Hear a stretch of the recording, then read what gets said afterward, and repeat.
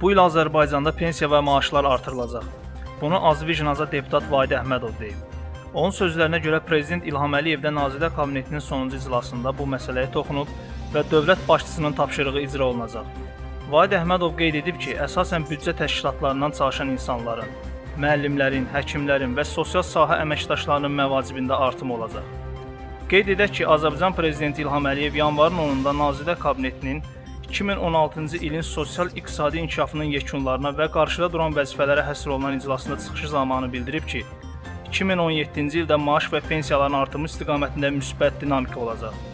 Dövlət başçısı qeyd edib ki, 2016-cı ildə maaşlar 7%, pensiyalar 8% artıb və yenə də artırılmalıdır.